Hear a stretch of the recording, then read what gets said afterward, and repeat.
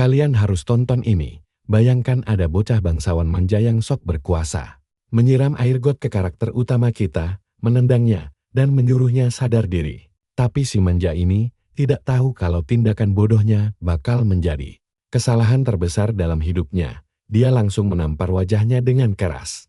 Saat dia mencoba membalas, dia diberi pelajaran lagi. Tentu saja, dasar bocah manja. Dia langsung memanggil bantuan dan berteriak meminta tolong pada kepala pelayan. Sang kepala pelayan langsung berlari datang dan menanyakan apa yang terjadi. Saat itulah karakter utama kita mengeluarkan kartu pembalik situasi. Ternyata ayah si gadis memberinya hak penuh untuk menggunakan cara apapun. Sesuai pilihannya, saat itulah dia merencanakan kejutan lain untuknya. Di tengah malam yang sunyi, dia menerobos masuk ke kamarnya, menyeretnya keluar dari rumah mewah itu, dan membuangnya jauh ke dalam hutan. Lalu dia membisikkan satu hal yang membuat darahnya membeku. Dia tidak pernah berniat membantunya. Dia mengambil pekerjaan ini hanya karena dia senang menghancurkan bangsawan sombong sepertinya. Saat Derek mencabut pedangnya, Dila sadar ini bukan sekadar pelajaran biasa.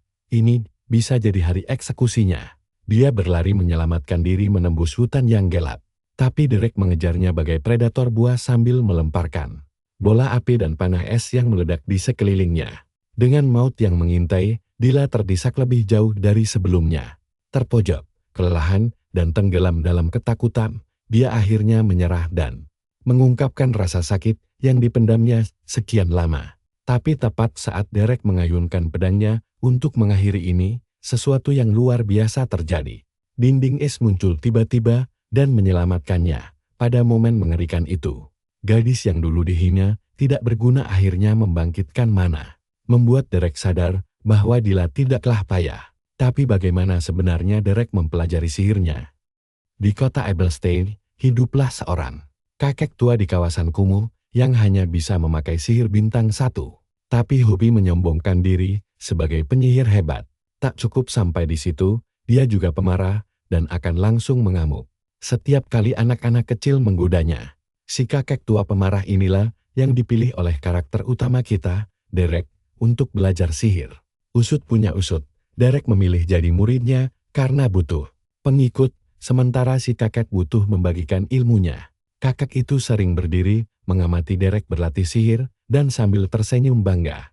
Dia menyadari kalau Derek memang sangat berbakat karena bisa merasakan aliran mana. Derek langsung mempraktikannya untuk menciptakan tombak es, lalu melemparkannya ke pohon di kejauhan hingga membuat si kakek merinding ketakutan. Berkat bakat hebat ini, Derek menghabiskan setahun berikutnya di rumah si kakek sambil membantu berbagai pekerjaan rumah, hingga akhirnya berhasil menjadi penyihir bintang 1.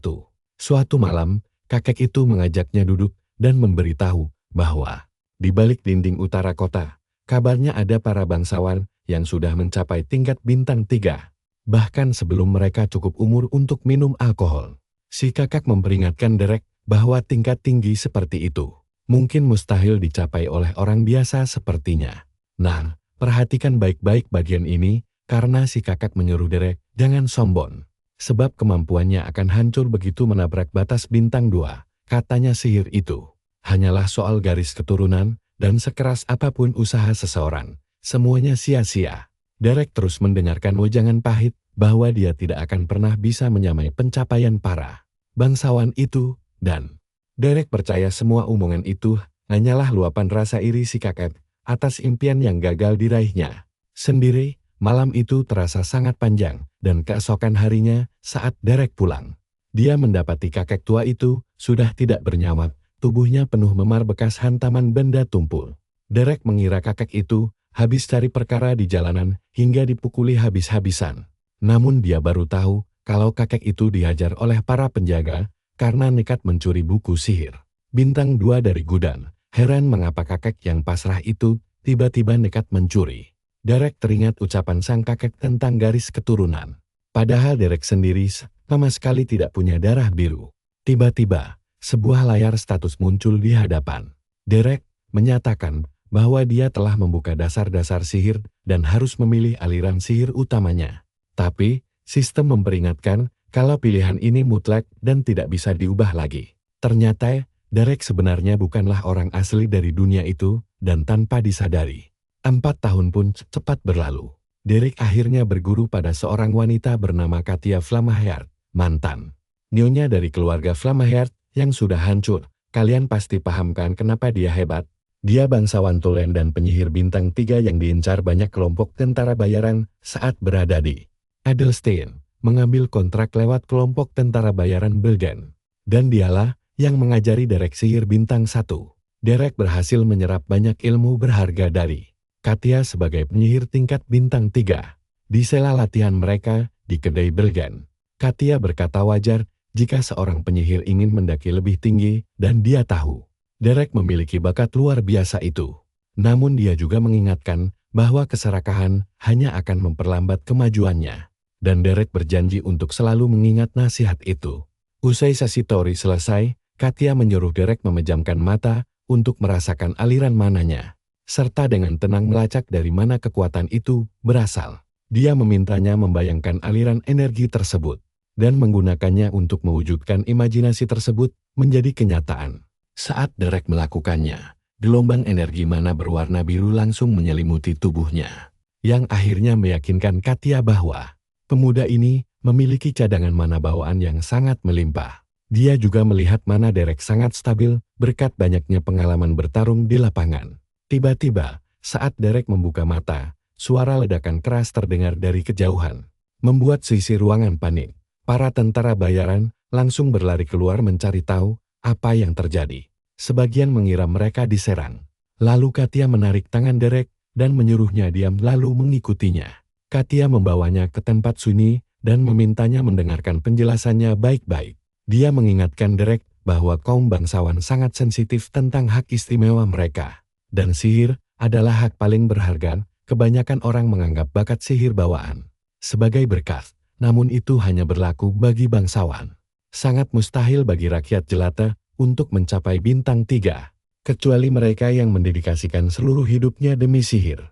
Dengan berbisik, Katia memberitahu Derek bahwa yang baru saja dia gunakan adalah sihir ilusi. Bintang 2 bernama halusinasi pendengaran, tanpa disadarinya sendiri. Derek telah tumbuh menjadi penyihir bintang 2 pada usia 14 tahun. Sejak itu, Katia mengajaknya bertualang bersama sembari mewariskan berbagai mantra sihir tingkat tinggi. Dia bahkan mengajarinya tata krama kalangan atas para bangsawan. Tak terasa, setahun berlalu dan Katia harus pergi setelah ditunjuk sebagai guru pribadi keluarga Elvester. Keluarga Elvester adalah klan besar yang bahkan sangat disegani oleh Adipati Agung Istana. Bagi Katia, itu adalah tawaran emas yang mustahil ditolak karena mengajar sihir di keluarga sekelas itu merupakan kehormatan luar biasa bagi siapapun yang mendapatkannya. Sebagai salam perpisahan, dia memberi Derek hadiah buku sihir bintang 2. Melalui layar status, kini Derek berhasil memperoleh deretan mantra sihir baru, meski sebagian besar masih tingkat rendah yang butuh diasah lagi. Setahun kemudian, lewat belajar mandiri, Derek berhasil menguasai 2 sihir bintang 2 tambahan. Kini usianya sudah mencapai 16 tahun, namun dia belum berniat untuk berhenti berkembang. Suatu hari, Derek mengunjungi kedai dan pemimpin tentara bayaran, Jaden, mengabarkan bahwa mereka akhirnya mendapatkan misi besar yang sangat menjanjikan. Saat Derek bertanya detailnya, Jaden menjelaskan bahwa permintaan itu datang dari kediaman Adipati Agung Duplain, yang tentu saja merupakan urusan luar biasa penting.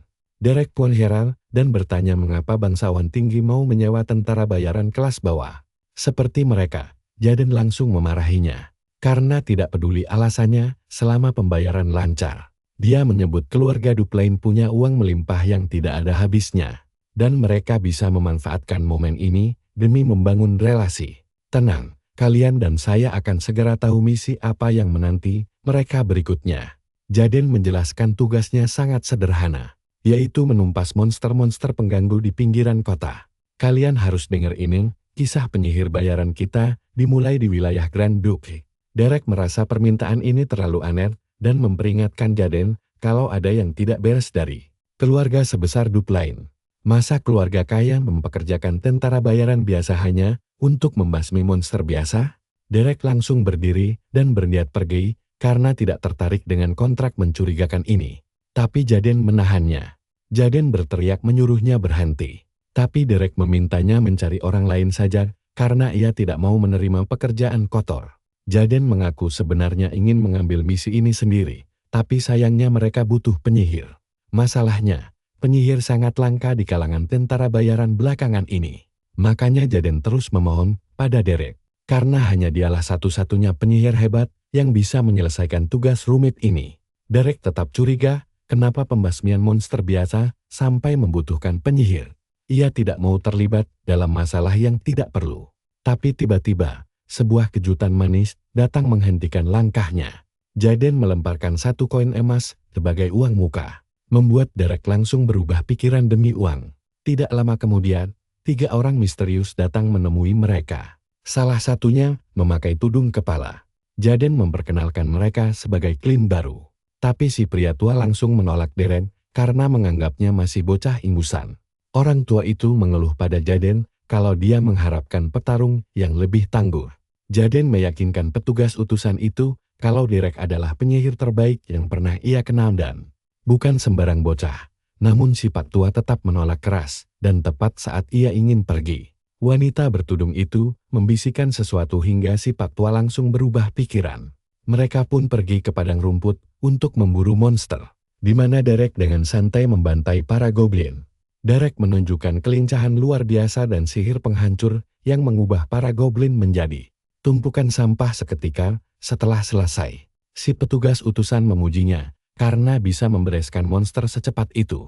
Nanti dulu perhatikan bagian ini baik-baik. Saat Derek kembali ke kedai, Pauline langsung meneriakinya karena dianggap menjadi anjing penjilat.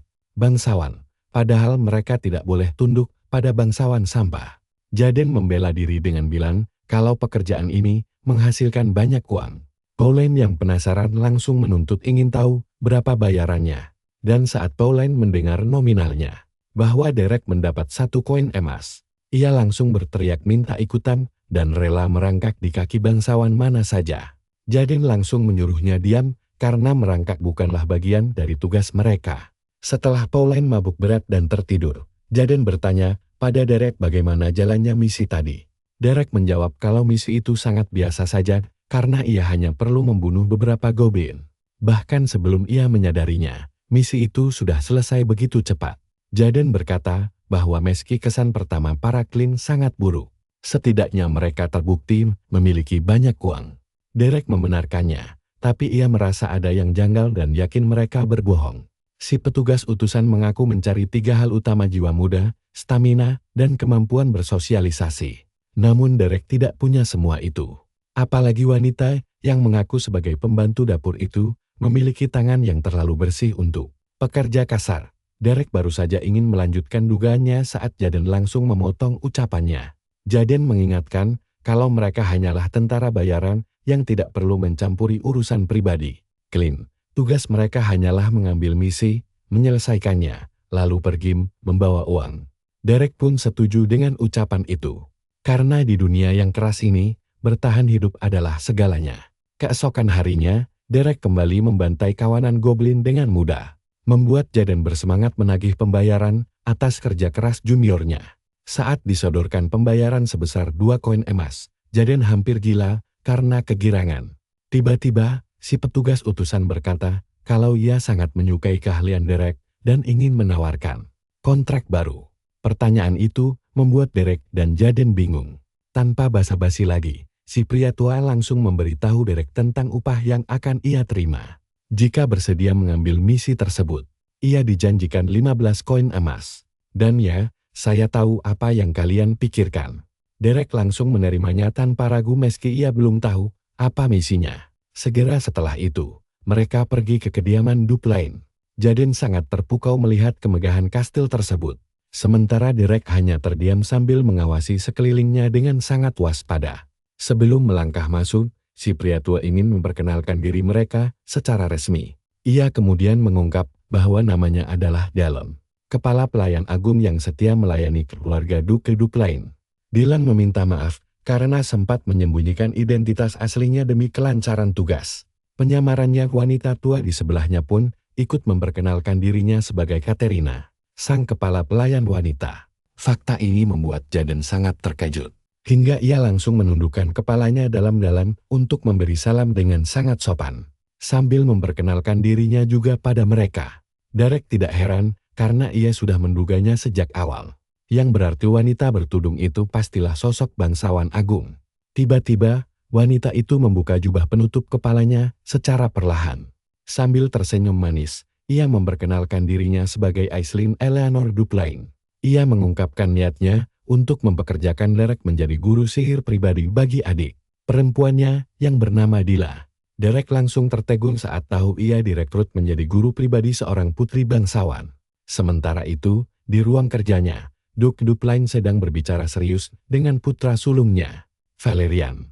Di tengah pertemuan penting itu, adik Valerian yang bernama Rake mendadak menerobos masuk dengan amarah yang meluap-luap.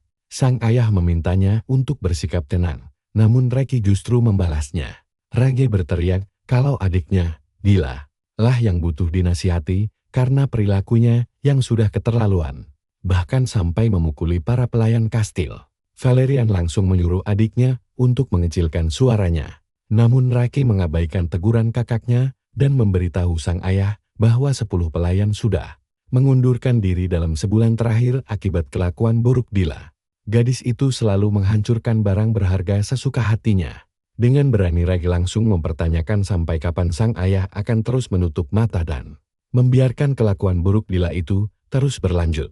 Valerian yang kesal melihat ketidaksopanan adiknya langsung berteriak mengusirnya keluar. Namun Rake mengabaikannya dan mendesak sang ayah untuk segera membuang Dila karena mereka masih memiliki Aislinn.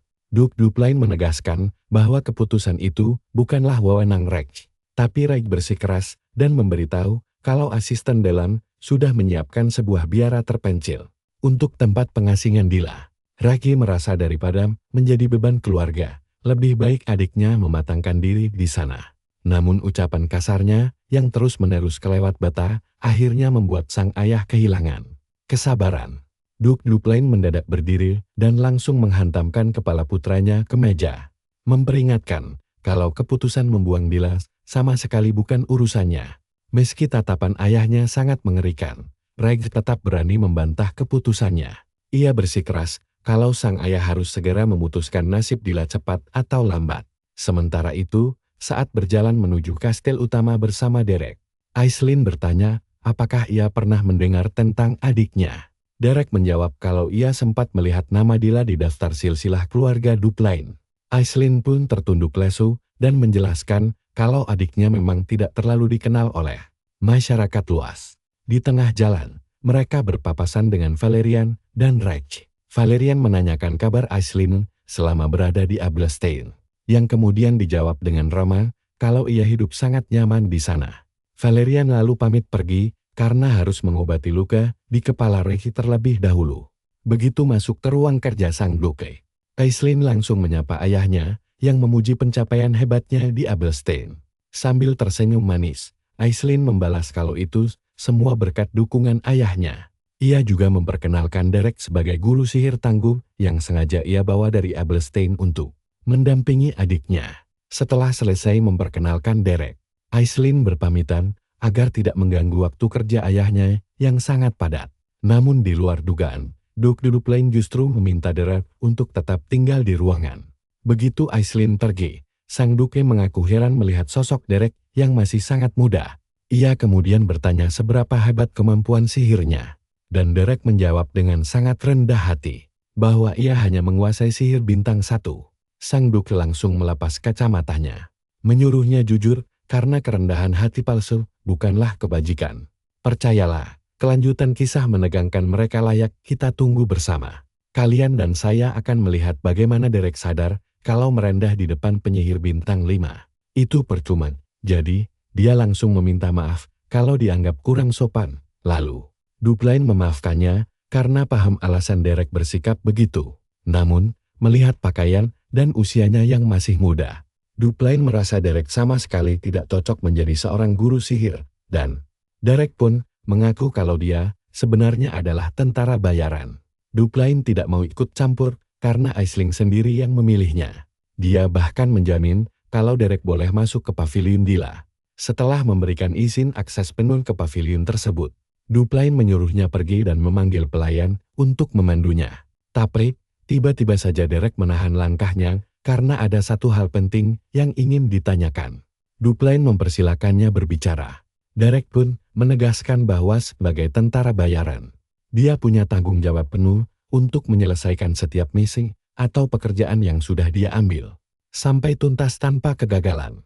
Derek menjelaskan tugasnya adalah membuat Dila menguasai sihir agar bisa diterima di kalangan bangsawan tinggi. Duplain bingung kenapa Derek membahas hal yang sudah jelas itu. Tapi ternyata Derek punya permintaan khusus. Sementara itu, di kamarnya, Dila sedang mengamuk dan berbuat semena-mena pada pelayannya. Gadis manja itu terus melempar sampah ke arah si pelayan malang yang hanya bisa menangis sambil meminta maaf. Dila berteriak mengusirnya dan mengancam akan merusak wajahnya jika berani muncul lagi. Di sisi lain, Jaden sedang mengobrol dengan Aisling dan penasaran mengapa dia repot-repot memilih Derek sebagai guru. Padahal, banyak penyihir hebat yang berebut untuk mengajar Dila. Terlebih lagi, Jaden yakin Derek akan kesulitan membimbing gadis itu karena status sosial mereka yang sangat jauh berbeda bagai langit dan bumi. Namun, Aisling mengungkapkan fakta mengejutkan bahwa semua guru sihir hebat di benua ini sudah menyerah menghadapi keliaran Dila. Itulah kenapa dia akhirnya mencari kandidat penyihir yang berada dalam kondisi terdesak. Meski Derek adalah seorang mantan tentara bayaran, Aisling percaya kalau dia memiliki pemahaman yang sangat mendalam tentang tata krama serta kebudayaan para kaum bangsawan tinggi yang sangat rumit itu. Jaden lalu menjelaskan kalau guru Derek dulunya adalah bangsawan jatuh miskin yang sangat terpandang. Dari sanalah Derek mempelajari semua ilmu tersebut. Membuat Aisling akhirnya paham sifat sopan Derek. Aisling berharap pengalaman masa lalu Derek bisa membantunya untuk menjinakkan sikap buruk Dila. Dengan lembut, dia yakin pendekatan penuh kasih sayang ini akan berhasil membuat emosi Dila meredam. Tapi Jaden langsung memperingatkan Aisling agar tidak terlalu naif. Derek itu penyihir jalanan keras yang sudah bertarung demi nyawa sebagai tentara bayaran bahkan sebelum dia menginjak usia dewasa. Nah, perhatikan bagian ini baik-baik. Jaden bertanya, apa menurut Aisling anak jalanan bisa bertahan hidup hanya bermodal kesopanan? Dan ya, setelah ini, semuanya bakal jadi kacau balau di kamar Dila. Begitu tiba di depan pintu kamar Dila, Derek mengetuk pelan lalu masuk untuk memperkenalkan diri dengan sopan. Dila yang duduk di seberang ruangan langsung menyuruhnya untuk mendekat tanpa ragu. Saat Derek melangkah maju, senyum licik mengambang di wajah Dila. Benar saja, begitu jarak mereka sudah dekat, gadis itu langsung menyiramkan air bau busuk ke tubuh Derek sambil mengejeknya tikus selokan. Dila terus mengumpat kasar sambil berdiri di atas kursi, agar bisa memandang rendah Derek. Tanpa belas kasih, dia mengangkat sember air busuk lagi dan mengguyurkannya tepat di atas kepala Derek.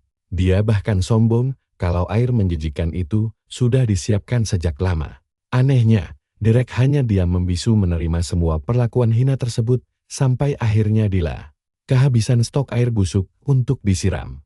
Reaksi diam Derek justru membuat Dila makin murka. Dia menendang dada Derek hingga terjatuh. Lalu dengan kasarnya melempar sepatunya tepat ke wajah Derek sambil mengumpat kalau aroma tubuhnya sangat busuk. Dila kembali duduk dengan angkuh dan menyuruh Derek sadar diri akan status rendahnya. Padahal, sebelum melangkah ke kamar ini, Derek ternyata sudah membuat kesepakatan rahasia yang sangat krusial dengan Duplain. Derek menjelaskan kalau sifat keras kepala Dila tidak akan bisa sembuh dengan cara biasa. Disitulah dia meminta hak penuh dari Duplain untuk mendidik gadis manja itu sesuka hatinya. Saya tahu apa yang kalian pikirkan bakal ada drama. Jelas. Derek langsung berdiri dan mendaratkan tamparan keras ke pipi Dila hingga gadis sombong itu benar-benar terkejut setengah mati. 3 tahun lalu, saat mengembara bersama gurunya, Katya, Derek sempat bertanya apa yang harus dilakukan jika menghadapi murid keras kepala. Katya menjawab kalau dia akan mencoba memahami dan merangkul mereka dengan tulus. Derek menganggap metode itu terlalu indah untuk jadi kenyataan. Katya lalu menjelaskan bahwa mendidik berarti menuntun murid ke arah yang benar. Meski terkadang kita harus memakai metode yang tidak biasa. Jika komunikasi lembut tidak mempan, maka harus dicari titik awal yang baru. Derek bertanya apa maksudnya, dan dengan tenang gurunya menjawab kalau dia harus menanamkan rasa takut terlebih dahulu. Kembali ke masa kini, setelah menampar Dila, Derek menegaskan bahwa dia harus belajar menghargai orang lain. Tidak berhenti di situ, dia langsung menyuruh Dila berdiri karena dia benci mengulang ucapan. Dengan penuh amarah, Dila bangkit dan membalas menampar Derek. Dia berteriak murka, mempertanyakan bagaimana bisa seorang rakyat jelata rendahan seperti Derek berani menyentuh kulit suci dari seorang putri bangsawan. Tapi belum sempat dia selesai mengoceh, tamparan keras kedua dari Derek kembali mendarat. Dila malah tersenyum licin karena merasa tindakan nekat Derek ini justru akan menjadi bumerang bagi dirinya sendiri. Dia langsung menjerit kencang memanggil Delon dan mengadu kalau dia baru saja dipukul. Detik itu juga, Delon beserta para pelayan panik dan langsung menyerbu masuk ke dalam kamar tersebut. Mereka memeriksa kondisi Dila dengan cemas. Delon langsung membentak Derek dengan penuh amarah, memaki tindakannya yang berani memukul putri bangsawan. Dia memperingatkan kalau masalah ini bisa berujung petaka jika Dupline tahu. Namun dengan tenang, Derek mengeluarkan surat perjanjian tertulis yang ditandatangani langsung oleh Dupline. Surat itu berisi izin mutlak bagi Derek untuk mendidik Dila dengan metode ekstrem apapun yang dia mau. Melihat tanda tangan resmi ayahnya, Delon langsung bungkam tak bisa berkutik. Tapi ketika kabar ini terdengar oleh Valerian, pemuda itu langsung mengamuk dan mendatangi kamar Derek untuk membuat perhitungan. Dia mencengkeram kerah baju Derek dan bersiap melayangkan tinju. Untungnya, Rex segera melerai mereka dan meminta Valerian untuk menyelesaikan masalah ini secara dingin tanpa perlu menggunakan otot kasar mereka. Derek menjelaskan kalau semua tindakannya sudah mendapat restu dari Dupline. Rex juga mengingatkan saudaranya bahwa menyakiti tamu kehormatan Isalin adalah kesalahan besar. Apalagi sang ayah sendiri yang telah menyetujuinya. Valerian akhirnya menyuruh Derek mengikutinya dan melarang Rex ikut campur. Saat mereka melangkah keluar, Rex berbisik pelan pada Derek bahwa adiknya itu memang sudah lama sekali pantas mendapatkan tamparan menyadarkan. Sambil menepuk pundak Derek, Rex memintanya tidak cemas karena Valerian tidak akan berbuat nekat. Di lubuk hatinya yang terdalam, Rex sebenarnya sangat kesal melihat kakaknya terus membela adik mereka yang rusak. Tidak lama kemudian, mereka berdua sampai di bekas kamar lama Dilas, belum dia diasingkan ke pavilion terpencil. Di dalam kamar mewah itu, terlihat banyak sekali lukisan indah yang bertebaran. Valerian bercerita kalau dulu Dila adalah anak yang sangat gemar melukis. Gadis itu selalu bersemangat memamerkan hasil karyanya kepada Valerian, dan pipinya langsung merona merah padam setiap kali mendapat pujian. Sayangnya, lukisan-lukisan itu tidak pernah diselesaikan sepenuhnya. Dila selalu menyisakan ruang kosong yang lebar dan hanya mau menggambar bagian-bagian tertentu yang dia sukai saja. Valerian lalu meminta maaf. Derek memaafkannya dengan santai, tapi dia penasaran kenapa Valerian membawanya ke tempat ini. Pemuda itu menjelaskan kalau dia ingin menunjukkan sisi lain dari adiknya yang sebenarnya tidak seburuk itu. Dila bukanlah anak jahat yang layak untuk dibenci atau disiksa secara fisik. Namun entah mengapa, tiba-tiba saja dia menjadi sangat terobsesi dengan kemurnian darah keturunan bangsawan miliknya sendiri. Akibat obsesinya yang makin gila, dia diusir dan dikurung di pavilion belakang. Valerian cemas jika adiknya sampai dikirim ke biara suci. Jadi dia memohon bantuan Derek untuk mencegah hal itu terjadi. Jika Dila berhasil menguasai setidaknya satu sihir bintang, Valerian yakin bisa membujuk ayahnya agar membatalkan hukuman itu. Dengan tatapan penuh harap, pemuda itu memohon agar Derek menyelamatkan masa depan adiknya. Dan disinilah kita sadar, Dila sebenarnya tidak menyerah pada sihir. Percayalah, kalian pasti tidak mau melewatkan apa yang akan terjadi selanjutnya. Kalian dan saya akan melihat bagaimana Derek memulai taktik gilanya. Dia bilang buku di rak jauh itu adalah teori aliran aturan. Dan Valerian membenarkan kalau kaum bangsawan memang belajar dari aliran itu. Setelah melihat semuanya, Derek berjanji pada Valerian untuk berusaha sekuat tenaga. Tapi malam harinya, saat Dila sedang tidur nyenyak di ranjang, Derek tiba-tiba muncul dan mengguyur kepalanya dengan air dingin agar dia cepat bangun. Dila benar-benar syok dan mengira Derek sudah gila. Tapi Derek tidak peduli. Dia langsung mencengkeram tangan gadis itu dan memaksanya ikut. Dila sama sekali tidak mengerti apa yang sedang terjadi padanya. Namun Derek terus menyeretnya menyusuri koridor kastan di depan para pelayan yang melongo heran. Tak lama kemudian, dia membawa gadis itu keluar dari kediaman dan langsung menyeretnya masuk ke dalam hutan yang gelap. Begitu sampai di tengah hutan belantara, Derek langsung menghempaskannya ke tanah. Dila yang ketakutan berteriak kencang, memaki Derek, dan bertanya lancang sekali dia berani bersikap kasar padanya. Secara mengejutkan Derek mengaku tidak tertarik mengajar sihir sama sekali. Dia mengambil pekerjaan ini hanya karena dia sangat suka menghajar para bangsawan sombong. Dila langsung mematung mendengar pengakuan gila itu. Dia mengira telinganya sedang bermasalah saat itu. Derek lalu menegaskan kalau profesi guru les ini hanyalah kedok agar dia bisa memukuli bangsawan arogan yang sok berkuasa seperti Dila. Gadis itu awalnya mengira ini semua hanya lelucon konyol. Sampai akhirnya Derek menghunuskan pedangnya sambil berbisik betapa indahnya mendengar jeritan para bangsawan. Dengan tubuh gemetar, Dila bertanya apakah dia merasa aman. Setelah melakukan tindakan gila ini, Derek dengan santai menjawab bahwa dia akan baik-baik saja. Karena Dila toh akan segera dibuang ke biara. Dan tidak akan ada satu orang pun yang mempercayai ucapannya nanti. Derek menambahkan, kalaupun terjadi masalah besar dia tinggal meminta maaf dengan nyawanya. Karena nyawa rakyat jelata tidak ada harganya. Sambil tersenyum licin, Derek berbisik bahwa dia juga bisa langsung kabur. Keluarganya pasti akan segera melupakannya, karena dia justru membantu mereka menyingkirkan aib. Keluarga, melihat situasi yang sangat tidak menguntungkan ini, kepasrahan mulai merayap di dalam hati gadis malang itu. Nah, perhatikan bagian ini, karena Dila sadar dia bisa mati konyol sekarang juga. Dia langsung berbalik dan berlari sekencang mungkin untuk menjauh dari kejaran guru gila itu. Dila sadar Derek akan sangat mudah menangkapnya jika dia berlari lewat jalan utama kastel. Jadi dia memutuskan untuk menerobos semak belukar hutan. Berharap bisa mengecohnya karena dia sangat hafal area itu. Rencananya dia akan kembali ke kediaman setelah situasi aman. Dan dia yakin keluarganya pasti akan menghabisi Derek. Namun saat menoleh ke belakang, dia terkejut melihat Derek sedang merapal sihir bola api. Sihir bola api adalah sihir tingkat bintang 2. Membuat Dila heran bagaimana rakyat jelata seperti Derek bisa menguasainya. Belum sempat dia berpikir jernih, bola api membara itu langsung melesat ke arahnya. Meskipun serangan itu sengaja dibuat meleset, ledakan besar yang dihasilkannya sukses membuat Dila ketakutan setengah mati. Saat dia menoleh ke belakang, dia melihat Derek sedang tersenyum lebar seperti orang gila.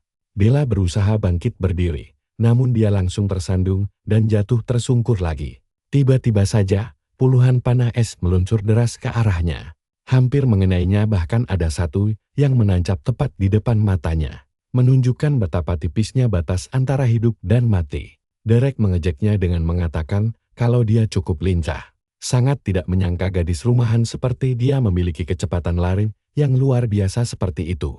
Dila mengabaikan ejekan itu dan terus berlari.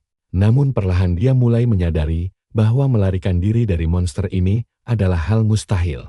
Karena jarak di antara mereka justru semakin terkikis dengan cepat. Tepat saat itu, Derek berlutut untuk merasakan aliran energi hutan ini. Dan menyadari kalau tempat ini sama persis dengan lukisan yang dilihatnya. Derek akhirnya paham kalau Dila sudah sering berada di sini.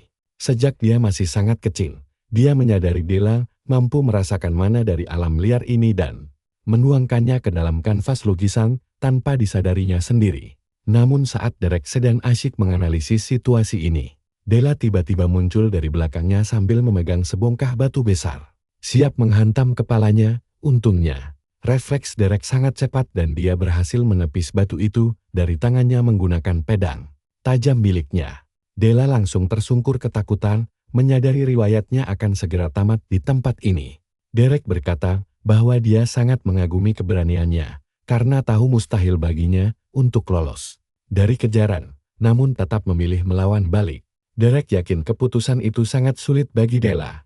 Dan kini dia menegaskan kalau fisik gadis itu sudah mencapai batasnya untuk berlari lagi. Dengan suara yang sangat mengintimidasi dan pedang yang siap menebas. Derek menanyakan apakah dia memiliki pesan terakhir. Harga diri Dila sebagai bangsawan bangkit. Dia menolak meminta maaf karena menurutnya keturunan darah murni tidak akan pernah berlutut, memohon di hadapan rakyat jelata rendahan. Derek heran mengapa dia begitu terobsesi dengan garis keturunan bangsawan. Dan Della menjawab dengan jujur bahwa dia tidak memiliki apa-apa lagi jika garis keturunan agung itu direnggut dari dirinya. Della memukul tanah dengan frustrasi. Sambil menangis dia bertanya, apakah Derek mengira dia tidak pernah mencoba sihir? Padahal dia sudah berusaha sekuat tenaga, namun selalu gagal total. Della meratap pasrah bahwa hidupnya hampa tanpa melukis dan bakat sihir. Satu-satunya hal berharga yang tersisa hanyalah nama besar keluarganya, dan jika itu pun hilang, dia merasa dirinya tidak lebih dari sekadar sampah tidak berguna. Derek menghela napas panjang mendengar keluh kesah gadis itu, lalu kembali mengacungkan pedangnya dan berkata bahwa obrolan mereka sudah cukup. Dia memberitahu Dilla kalau perjalanan hidupnya harus berakhir di sini. Pasti kalian berpikir ini akhir hidupnya saat pedang diayunkan. Namun tebakan kalian salah besar, karena saat Dilla membuka mata, setelah pasrah kepalanya akan menggelinding, dia terkejut melihat dirinya masih bernyawa. Secara ajaib, sebuah pelindung es tebal tiba-tiba muncul mengelilingi tubuhnya dan berhasil menahan tebasan pedang tajam Derek. Kejadian tidak terduga ini benar-benar menyelamatkan nyawanya dari maut. Dilla terperangah menyadari energi mana yang membentuk pelindung es itu mengalir langsung dari dalam tubuhnya sendiri. Derek kemudian menyarungkan pedangnya, memuji kerja keras Dilla, dan membungkuk sopan, meminta maaf atas kekasarannya tadi. Dilla masih mematung kebingungan. Lalu Derek menjelaskan bahwa ini mungkin belum bisa disebut sihir murni karena yang baru saja terjadi hanyalah manifestasi mana alami. Intinya adalah dia berhasil melakukannya dengan kekuatannya sendiri. Dilla benar-benar tidak percaya dengan penglihatannya. Dan dia langsung meluapkan segala rasa frustrasinya dengan berteriak histeris. Setelah puas menangis, Derek mulai mengobati luka di kakinya sambil menjelaskan bahwa Dilla sebenarnya termasuk dalam golongan aliran liar. Sebuah istilah asing yang membuat gadis itu mengernyitkan dahi bingung. Derek menjelaskan kebanyakan bangsawan memang mempelajari aliran aturan. Namun pada akhirnya semua aliran sihir itu sama saja. Perbedaan besarnya hanya terletak pada proses pemahaman dan cara menguasainya saja. Derek menegaskan, karena Dilla termasuk aliran liar, usahanya mempelajari sihir menggunakan teori kaku dari aliran aturan justru malah menghambat potensinya dan memicu banyak masalah besar dalam dirinya. Dia menyederhanakan analoginya. Situasi Dilla bukan sekadar mencoba memakai pakaian yang tidak pas di tubuh, melainkan seperti memaksa memasukkan dirinya ke dalam baju yang ukurannya sangat kekecilan. Dilla kemudian bertanya bagaimana Derek bisa mengetahui hal itu. Dan dia membongkar rahasia bahwa dia melihat semua lukisan buatannya. Dia memberitahu Dilla bahwa dia bisa merasakan aliran mana di alam sekitar, lalu menyalurkan emosi itu ke atas kanvas. Penyihir dengan bakat alami aliran liar biasanya sudah bisa merasakan keajaiban energi mana dari alam sejak usia mereka masih sangat belia. Setelah selesai membalut lukanya, dia memberitahu Dilla bahwa dia sudah bisa berjalan sekarang. Derek juga mengingatkan meski dia berhasil memicu energinya, jalannya untuk menjadi penyihir hebat masih sangat panjang. Dia berjanji mulai besok akan melatihnya cara memicu kekuatan sihirnya secara alami. Di luar dugaan, Dilla menurunkan harga dirinya untuk mengucapkan terima kasih. Lalu Derek menyarankan mereka segera kembali. Dalam perjalanan pulang ke kediaman bangsawan, Derek menanyakan apakah lukisan matahari terbenam yang indah itu adalah murni karya tangannya sendiri dan memujinya sebagai sebuah karya yang luar biasa indah. Dilla menjawab bangga bahwa itu mahakaryanya dan Derek adalah orang pertama yang mengetahuinya. Keesokan paginya, Dilla terbangun dengan penuh semangat. Hal pertama yang dicobanya adalah merapal sihirnya sendiri. Namun usahanya gagal saat membuka pintu kamar. Dia menabrak pelayan hingga airnya tumpah membasahi dirinya. Percayalah, petualangan seru ini baru saja dimulai dan kalian tidak boleh melewatkannya. Kalian harus tahu, kalau di sini situasinya langsung kocak pas si pelayan mengira ajalnya tiba. Dia ketakutan setengah mati, sampai berlutut memohon ampun pada Dilla karena merasa berdosa besar. Tapi plot twist, Dilla cuma menyuruhnya untuk lebih hati-hati jalan. Si pelayan kaget setengah mati pas sadar kalau Dilla sama sekali tidak memukulnya. Bahkan dia langsung pergi begitu saja tanpa melakukan apa-apa. Pelayan lain pun langsung heboh berdatangan untuk memeriksa rekan mereka. Panik menanyakan apakah dia terluka, tapi dia menjawab kalau dirinya baik-baik saja dan Dila cuma menyuruhnya hati-hati. Jelas ini bikin semua pelayan heran, ada apa dengan Dila setelah keluar semalam? Di sisi lain, Derek masih asyik tidur saat Dila mulai menggedor pintunya dengan brutal menyuruhnya bangun.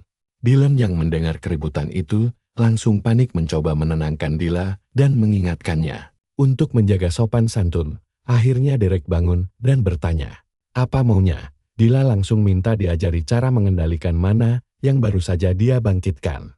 Karena dia sudah mencoba sendiri tapi gagal terus. Mendengar Dila sudah membangkitkan mana, Dylan langsung cengong kehabisan kata-kata, bukannya membantu. Derek malah menutup pintu dengan cuek dan menyuruhnya kembali nanti sore. Sementara itu, Dylan merasa sangat terharu karena melihat Dila akhirnya mulai keluar dari cangkangnya. Tentu saja Dila menolak menyerah. Dia terus menggedor pintu kamar Derek sambil berteriak menyuruhnya membuka pintu. Tapi Derek sih cuek saja dan kembali tidur nyenyak. Tak lama setelah itu, Rex sedang berjalan di koridor saat tidak sengaja mendengar para pelayan bergosip tentang perubahan drastis Dila yang bahkan kini sudah bisa membangkitkan sihir.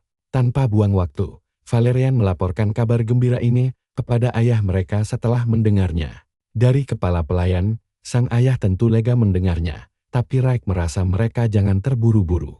Nas, di sini bagian yang seru. Valerian langsung emosi melihat Rex yang masih dingin padahal Dila baru membangkitkan sihirnya dan seharusnya diberi pujian tinggi. Rex lalu mengingatkan Valerian tentang semua kekacauan yang dibuat Dila selama ini. Dan pencapaian kecil itu tidak boleh begitu saja membatalkan rencana awal untuk mengirimnya pergi ke biara di sore hari. Derek akhirnya datang untuk mengajari Dila, tapi dia malah mendapati gadis itu sedang cemberut. Dila langsung mengelak dan bilang kalau dia tidak cemberut, melainkan sedang marah besar. Derek pun menyindirnya bahwa tingkah konyolnya itu tidak akan mengubah apa-apa. Derek terus memancingnya dengan kata-kata tajam sampai Dila akhirnya meledak kesal dan mengaku kalau dia memang marah, tapi ekspresi wajah Derek yang dingin langsung membuat Dila menciut dan memperbaiki sikapnya. Derek lalu duduk santai sambil memperingatkan Dila bahwa bisa membangkitkan sihir bukan berarti dia bebas memakainya sembarangan karena itu bisa berbahaya. Dia tahu ini karena dia sendiri sudah pernah merasakannya. Derek menjelaskan bahwa belajar itu penting, tapi istirahat juga tidak kalah penting. Dan karena dia sudah cukup beristirahat, sudah saatnya untuk mulai belajar sekarang. Dila mendengus jijik dan menyebut Derek guru sihir yang sangat kaku. Tapi dengan wajah serius Derek malah menawarkan metode mengajar yang jauh lebih ekstrem. Seketika Dila langsung teringat semua siksaan yang diterimanya di dalam hutan dulu. Membuat bulu kuduknya merinding nyeri. Demi menghindari mimpi buruk itu terulang kembali, dia langsung merapikan posisi duduknya. Dan Derek pun menjelaskan kalau latihan hari ini adalah menguasai manifestasi sihir. Dia meyakinkan bahwa begitu dia bisa melakukannya dengan lancar. Mempelajari sihir tingkat 1 bintang akan menjadi sangat mudah. Dalam sekejap saja, Derek menambahkan bahwa aliran liar tidak memiliki sistem yang kaku, sehingga sangat cocok untuk belajar mandiri. Aliran ini juga jauh lebih membebaskan dibanding aliran akademis yang penuh aturan ketat. Derek bahkan memuji kalau Dila sangat cocok dengan aliran liar ini, yang membuat Dila bingung apa maksudnya. Derek menegaskan kembali pendapatnya karena menurutnya sifat Dila yang jiwa bebas itu sangat selaras dengan prinsip mereka. Terlebih lagi, dia memiliki darah murni lain yang mengalir deras. Artinya bakat sihirnya melimpah ruah sejak lahir. Seketika wajah Dila langsung memerah karena malu, hampir tidak percaya kalau Derek yang dingin itu memujinya berbakat.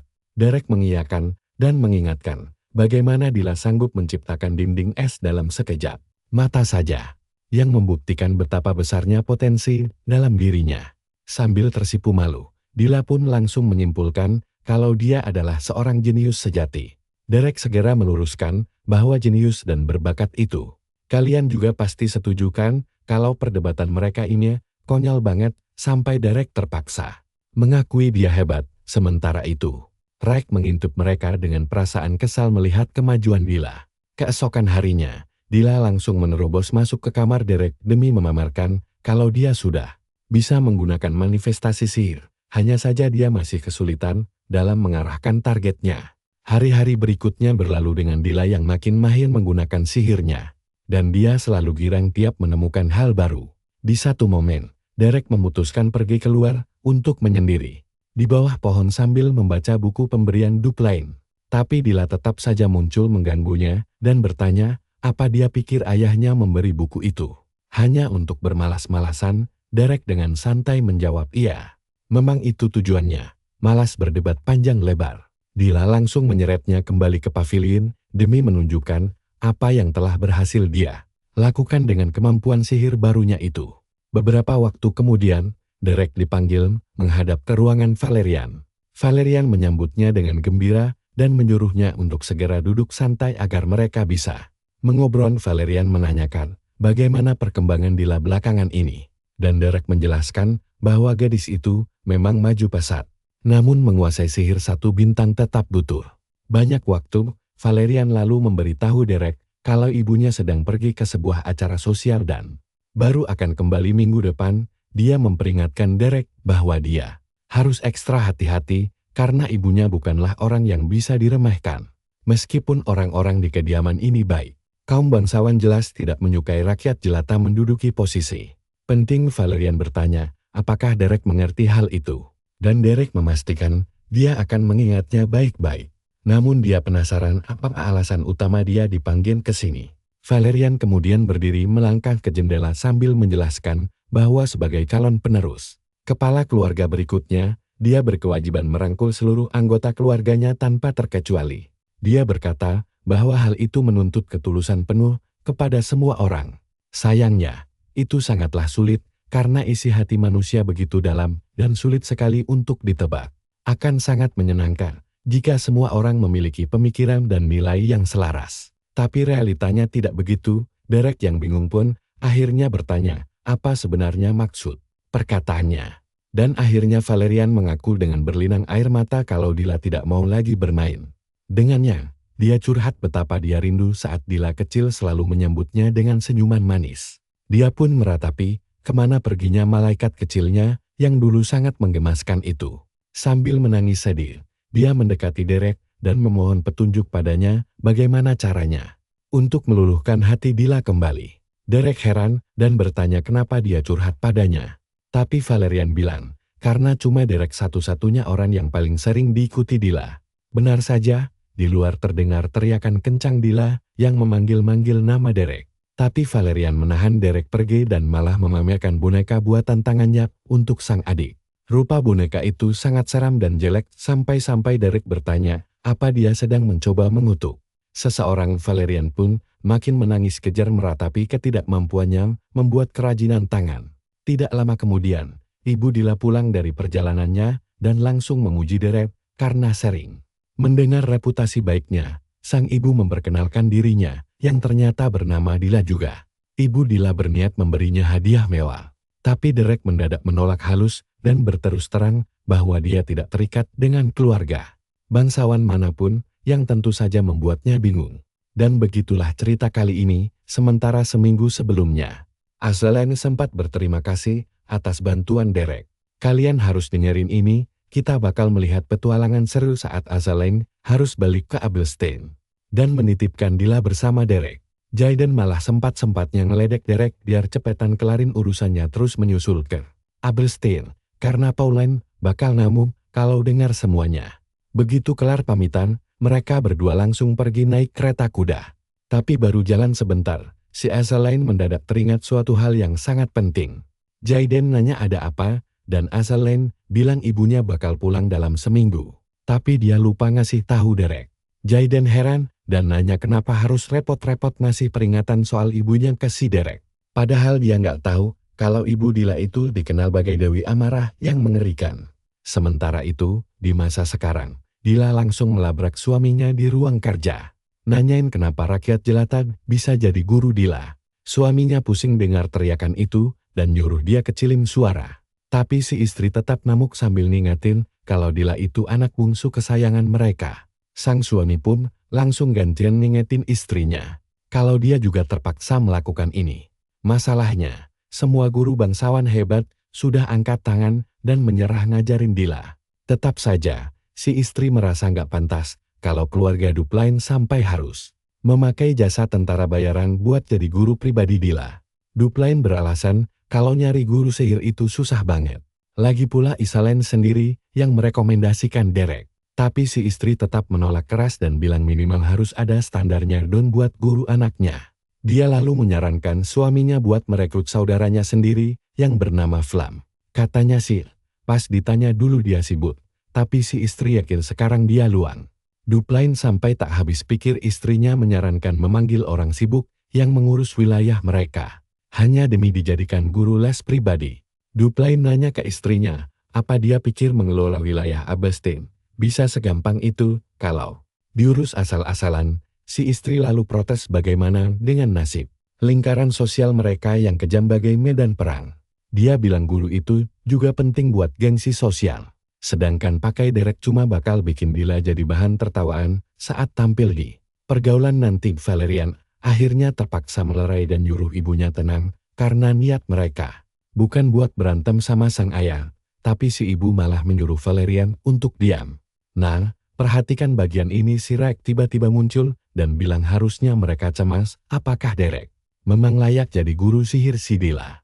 Raik berargumen kalau rakyat biasa jadi guru sihir bangsawan itu memang aneh, tapi nggak bakal jadi masalah besar asal dia punya kemampuan mumpuni. Raik pun langsung menantang ayahnya dan bilang kalau dia mau menguji kemampuan Derek lewat duel tanding. Tapi sang ayah langsung memotong perkataannya dan menegaskan kalau kemampuan sihir Derek itu sungguh luar biasa.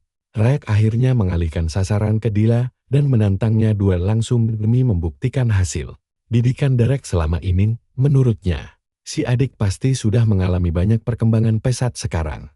Dupline sampai terdiam tak bisa berkata-kata. Sementara Raik pergi dengan tekad bulat untuk menantang adiknya. Valerian langsung mengejarnya sambil bertanya, apa sebenarnya rencana Raik menantang adik mereka. Raik malah balik bertanya apakah Valerian benar-benar percaya kalau Dila sudah bertobat. Raik mengingatkan semua kelakuan buruk Dila. Tapi Valerian menegaskan kalau bagaimanapun juga Dila tetap adik perempuan mereka sendiri. Dila adalah darah daging mereka yang wajib dilindungi. Mendengar itu, Raik langsung meledak marah dan menyebut kalau Dila itu darah kotor karena terus mempermalukan nama baik keluarga. Raik bilang kehancuran mereka tinggal menunggu waktu jika Dila debut sosial dalam kondisi begitu. Valerian terkejut melihat kebencian mendalam saudaranya itu terhadap adik mereka sendiri. Raik pun pergi sambil menegaskan kalau Dila yang memulai duluan, sehingga dia pantas tetap diasingkan. Esok paginya, Dila mendadak mendatangi kamar Derek sambil membawa sebuah surat tantangan duan dan bilang kalau dia kalah, Derek otomatis dipecat. Derek dengan santai menjawab kalau dia sudah tahu, bahkan tahu juga kalau Raik adalah penyihir bintang 1 berpengalaman yang bakal susah dikalahkan. Dila shock mendengar kepasrahan itu, lalu berteriak kesal. Menanyakan kenapa tanggapan Derek biasa saja padahal dia terancam kehilangan pekerjaannya. Derek mengingatkan kalau dia cuma tentara bayaran yang bekerja sesuai pesanan, terima duit, lalu pergi. Derek sukses bikin Dila melongo saat bilang kalau bayarannya bahkan sudah lunas. Kalian pasti penasaran kan gimana serunya duel ini? Setelah seminggu berlalu, arena tanding pun siap dan dihadiri langsung oleh Dupline serta para petinggi. Dupline heran melihat Derek yang sama sekali nggak kelihatan takut atau cemas. Sampai penasaran apa dia memang sepercaya diri itu. Dupline kagum dan makin yakin kalau Derek sangat berharga bagi keluarganya. Di sisi lain, Raik masuk ke arena dengan niat menghancurkan mental adiknya agar kapok dan menyesali semua kelakuan masa lalunya sampai ke tulang-tulang. Padahal seminggu sebelum obrolan tentara bayaran itu, Dila sempat bertanya apakah Derek benar-benar tidak peduli pada nasibnya selama uangnya lancar. Derek langsung menyuruh Dila untuk lebih peka bahwa kemampuan sihirnya sudah berkembang pesat. Meski belum bisa sihir bintang 1 sekarang, dia tak butuh waktu lama untuk menguasainya karena punya keunggulan bakat alami keturunan darah Dupline. Dila heran kenapa Derek mendadak bicara begitu. Tapi Derek mengingatkan kalau aliran liar memang berfokus pada belajar mandiri secara otodidak, ketimbang hanya menerima warisan ilmu murni saja. Mendengar itu, Dila kesal dan berteriak menanyakan kenapa Derek malah bicara omong kosong di saat penting begini, tapi setelah tenang, Dila berkata jujur, kalau dia sadar diri bukan murid terbaik, tapi dia tetap ingin terus belajar sihir darinya. Dengan tatapan tulus, dia menegaskan tak mau ada guru lain selain Derek. Derek lalu bilang kalau dia memang buta soal etika atau aturan tanding kaum bangsawan karena belum pernah melakukannya. Tapi dia sangat tahu cara mengajari muridnya bertarung sampai menang. Saat Derek menanyakan kesiapannya untuk menang, bayangan kegagalan mulai menghantui kepalanya. Dia sadar betul kalau kekalahan hanya akan mendatangkan cemoohan bertubi-tubi dari semua orang. Maka dengan tekad baja, dia meminta Derek membimbingnya menuju kemenangan. Kini di hari H, Dila memasuki arena tanding bukan sebagai adik Raek ataupun si bungsu lemah dari keluarga Dupline, melainkan sebagai murid dari penyihir Derek. Begitu keduanya bersiap di atas panggung, Delan mengumumkan bahwa duel kali ini akan memakai aturan resmi tanding sihir dari kalangan elit. Siapapun yang memicu cincin pelindung Jenderal Pelham miliknya terlebih dahulu akan dinyatakan kalah. Setelah semua aturan jelas, Delan pun langsung memberikan isyarat agar pertarungan segera dimulai. Cincin pelindung Jenderal Pelham sendiri merupakan aksesoris ajaib yang otomatis aktif sebelum pemakainya terkena serangan sihir langsung, guna membatalkan efek serangan dari lawan. Derek pun menyadari kalau gaya bertarung bangsawan itu sangat bergantung pada aksesoris mahal. Anak juga ya jadi orang kaya, bisa foya-foya sesuka hati. Karena duel hanya dibatasi 10 menit saja, Derek bisa membayar kalau Raek ingin mengakhiri laga secepat mungkin. Benar saja, Raek langsung merapalkan mantra sihirnya. Dia bersiap menyerang adiknya agar bisa mengurungnya lagi di pavilion terpencil. Namun, serangan pertamanya berhasil dihindari Dila dengan gesit. Hal itu sontak membuat Raek emosi dan kembali melancarkan serangan beruntun. Tapi Dila terus bergerak lincah berpindah tempat menghindari badai sihir tersebut. Derek melihat Dila bisa mengendalikan energinya dengan baik. Sayangnya, untuk urusan bertarung, dia masih pemula. Saat serangan maut Raek nyaris mengenainya, Dila mendadak menciptakan pelindung es tebal. Raek pun terkejut melihat adiknya memakai metode sihir biasa. Dia tidak percaya Dila bisa memanifestasikan mana sekuat itu tanpa sihir bertaraf bintang.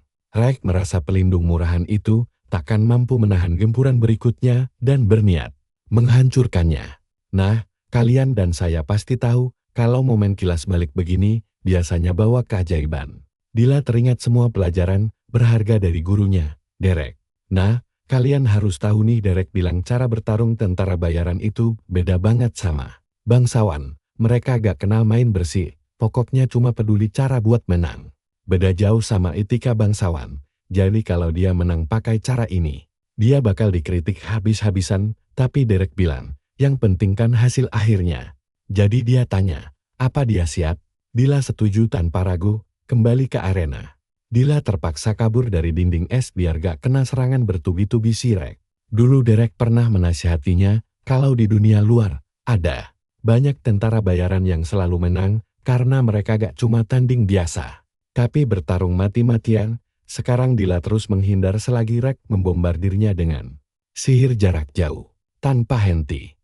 Derek menjelaskan bahwa bertarung dengan segala cara artinya, tentara bayaran harus menguasai medan perang dengan memanfaatkan lingkungan sekitar mereka.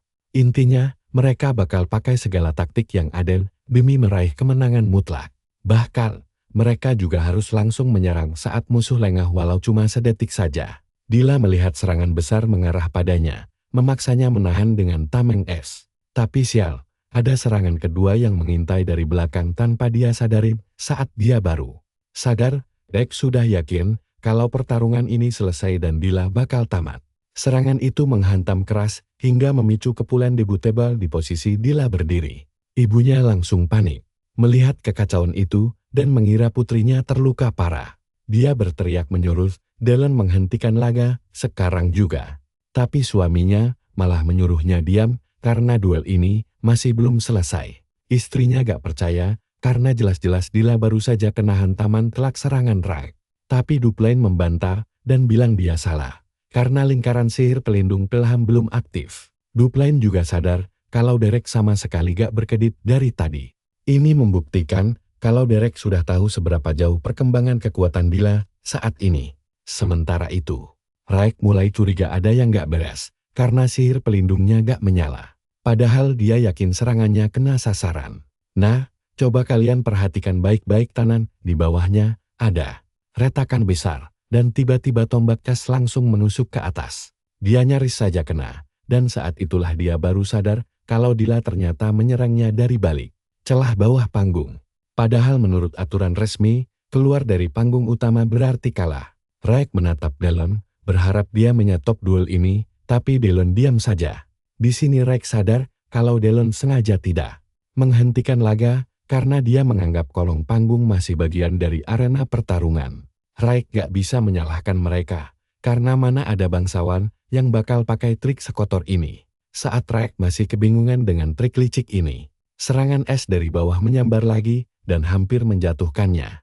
Untung dia sempat menghindar, tapi tembakan es terus berdatangan tanpa henti. Membuat Raik frustrasi karena dia gak bisa melihat posisi Dila sama sekali untuk membalasnya. Jelas Dila sangat diuntungkan karena dia bisa terus membombardirnya sesuka hati. Sampai serangannya kena, disinilah Raik akhirnya sadar kalau Dila sudah membuang jauh-jauh tata krama bangsawan. Saat mata mereka saling bertatapan, Raik menyadari sesuatu yang sangat berbahaya. Tatapannya sangat tenang, persis seperti tatapan dingin Derek waktu ditantang Valerian dulu.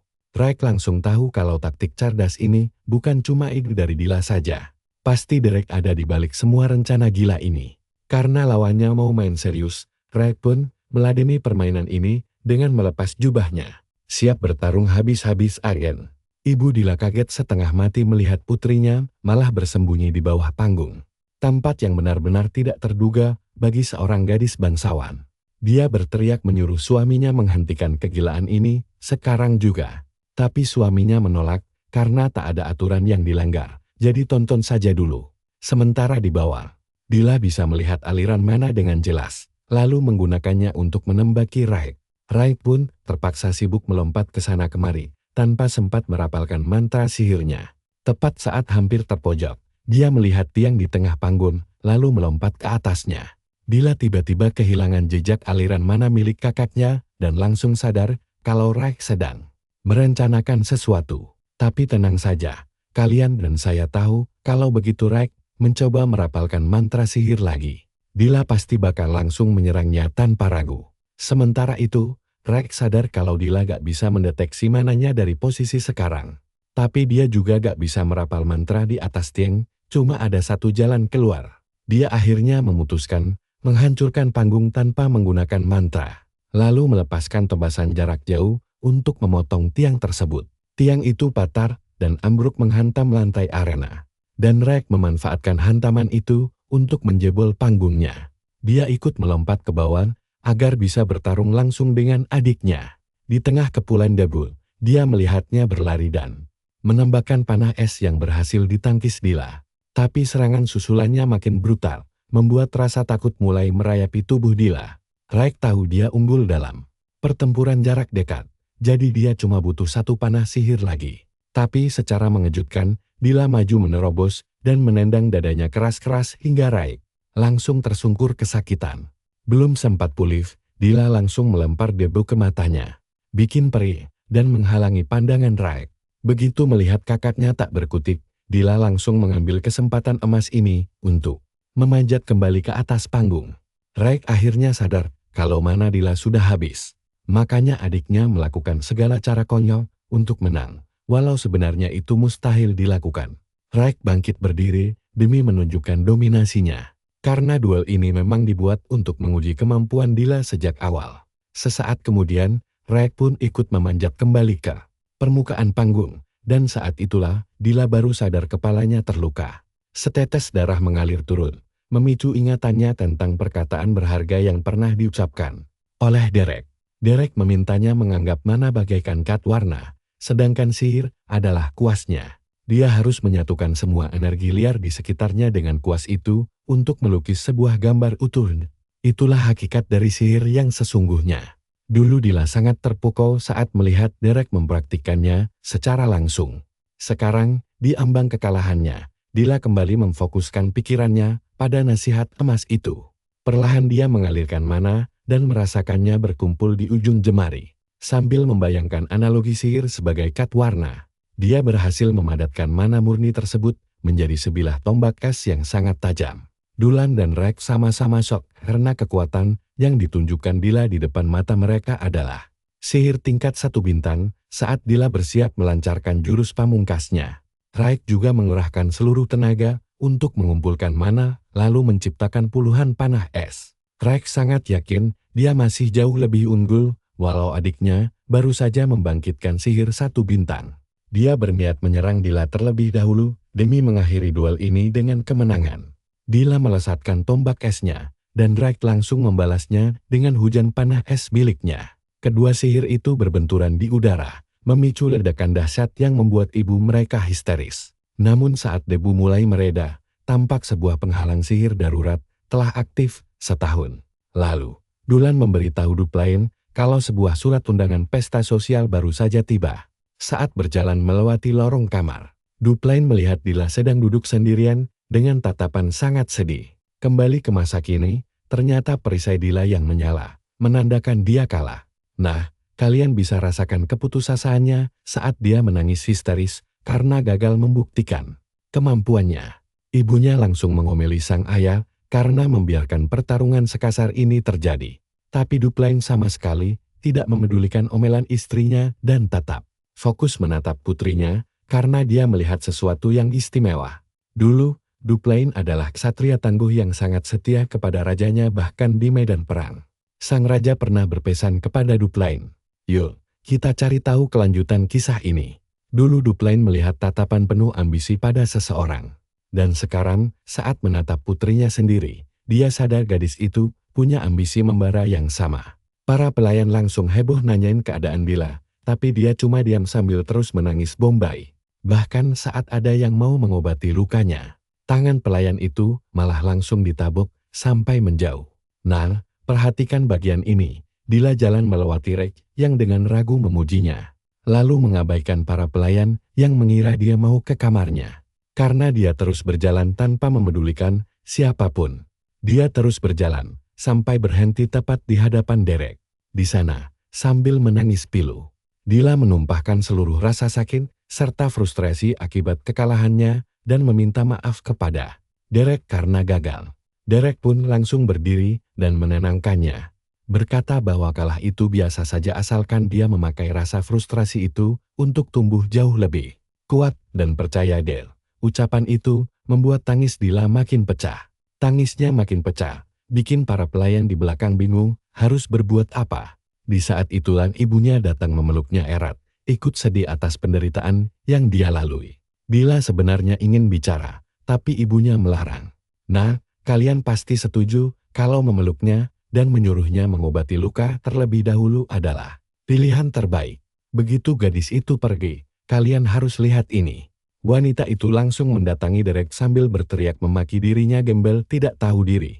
Dia bilang, meskipun Derek sukses bikin Dila jadi penyihir bintang 1, bukan berarti dia hebat. Tanpa ragu, dia langsung menampar wajah Derek sambil ngoceh kalau dia cuma ngajarin putrinya trik. Murahan, dia mencengkeram baju Derek dan berteriak bahwa beraninya dia menyuruh putri seorang Grand Duki melakukan. Kalian harus lihat ini. Dia malah ngomong jorok dan langsung ditampar lagi. Cewek ini terus maki-maki pakai kata-kata kasar, sambil nyuruh Derek buat punya harga diri sedikit. Nah, kalian harus lihat momen Dila ini. Dupline mendadak muncul, dan saat Dila berharap mendapat pembelaan, Dupline malah mendaratkan tamparan keras ke wajahnya sambil membentak bahwa dialah yang sebenarnya bertingkah sangat kurang ajar. Yuk kita lihat nasib Dila yang sok berat kena tampar suaminya cuma demi rakyat biasa. Dupline setuju Derek itu jelata. Tapi dia kan guru anak mereka. Dia nanya, ibu mana?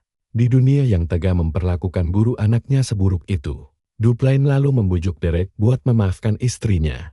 Alasan klasiknya sih, karena tiap orang punya cara tersendiri buat menyayangi anak. Derek cuma bisa menarik napas dalam-dalam sebelum bilang ke Dupline kalau semua baik-baik saja.